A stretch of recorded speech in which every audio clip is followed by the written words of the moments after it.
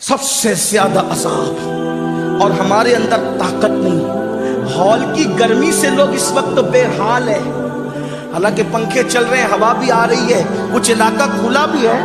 آپ سے پوچھتا ہوں، صرف تھوڑا غور کرو، اتنا لمبا چوڑا ہال بنا ہوا ہے، اس گرمی نے ہمیں بے حال کر رکھا ہے۔ وہ 2 گز زمین کی جو قبر ہے، اوپر مٹی، نیچے مٹی، دائیں مٹی، بائیں مٹی، آگے مٹی، پیچھے مٹی، مٹی ہی مٹی، نہ تکیا، نہ بستر، نہ چادر۔ وہ گرمی کیسی ہوگی، وہ حرارت کیسی ہوگی، اس سے ہڈیاں بھی پگھلتی ہیں، اس سے گوشت بھی پگھلتا ہے۔ قبر کے کیڑے الگ طوفان مچا رہے ہوتے ہیں، اور دنیا کی کوئی طاقت بچانے کے لیے نہیں آتی۔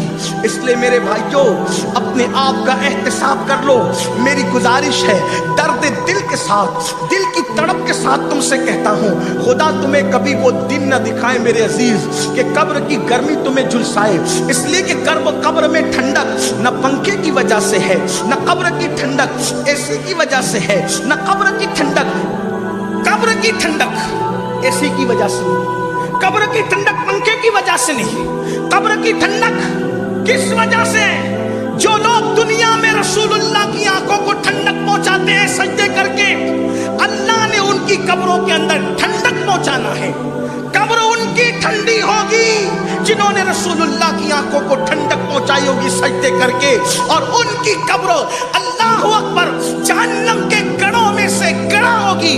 ان کی قبروں کے اندر جہنم کی آگ بھڑک رہی ہوگی۔ جنہوں نے دنیا میں دکانوں پر تو توجہ دی، مکانوں پر تو توجہ دی، کاروبار پر تو توجہ دی، لیکن نماز کے لیے وقت نکال کر کبھی رسول اللہ کی آنکھوں کو ٹھنڈک نہیں پہنچائی۔ اس لیے میرے بھائیوں، خدا کا واسطہ، اور ایک بات آ گئی ہے تو ایک بات اور عرض کر دیتا ہوں، پھر بات آگے بڑھاتا ہوں۔ اللہ اکبر، ہم لوگ سنی مسلمان عاشقان رسول، ہمارا تو قیامت کے دن کا حال یہ ہے کہ ہم لوگ قیامت کو مانتے ہیں۔ اور قیامت کیا ہے، قیامت کے حالات کیا ہے، جب ہم قرآن میں پڑھتے ہیں نا، کچھ لوگ اتنے بے باک ہو گئے، اسٹیج پر وہ پڑھتے ہیں شعر، قیامت میں کیا ہوگا، جو ہوگا دیکھا جائے گا۔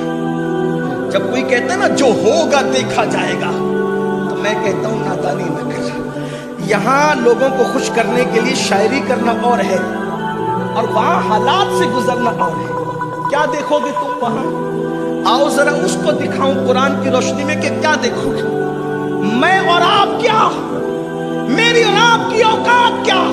قرآن کہتا ہے اس دن کیا ہوگا، یوم یقوم الروح والملائکہ صفا لا یتکلمون الا من اذن۔ جبریل اور جبریل کے ساتھ سارے فرشتے اللہ کی ہیبت سے تھر تھر کانپ رہے ہوں گے۔ جبریل کوئی معمولی ہستی ہے؟ مجھے بتاؤ آپ کیا دیکھو گے اس دن؟ سینہ تان کے کہتے ہو جو ہوگا دیکھا جائے گا، دیکھ لیں گے کیا ہوگا؟ جہاں انبیاء نفسی نفسی کہیں گے ہمارے نبی کے علاوہ، ہم کیا دیکھیں گے اور کیا کریں گے وہاں؟ اگر قرآن کو مان کے مسلمان ہو تو قرآن کہتا ہے اس دن جبریل امین سید الملائکہ، سارے فرشتوں کا سردار، اللہ کی ہیبت سے کانپ رہا ہوگا۔ قرآن کہہ رہا ہے، سورہ نبا کا آخری حصہ آپ اٹھا کر پڑھیں، کسی بھی مکتبہ فکر کا ترجمہ اٹھا کر دیکھیں، اس میں یہی بات ہے جو میرے امام نے لکھی ہے بطور ترجمہ۔ جبریل اور سارے فرشتے اللہ کی ہیبت سے کانپ رہے ہوں گے۔ کیا ان کے اندر بولنے کی بھی طاقت ہے، کلام کرنے کی بھی؟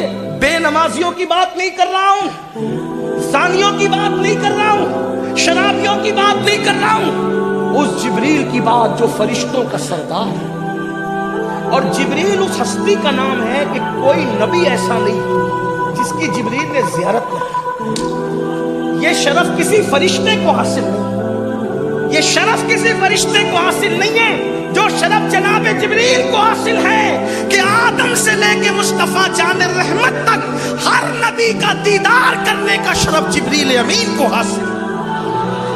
اور میرے نبی کے پاس تو جبریل بار بار آتے رہے، بلکہ تمنا کرتے تھے کہ کوئی کام آ جائے، اور اللہ فرمائے جبریل جاؤ محبوب کو یہ کام عرض کر دو۔ اسی کو استاد زمن کہتے ہیں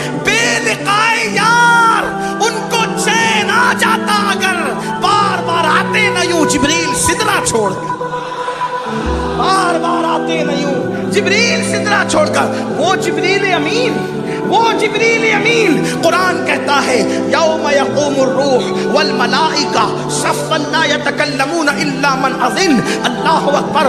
जिब्रील और सारे फरिश्ते सफ व सफ अल्लाह की हैबत से कांप रहे होंगे।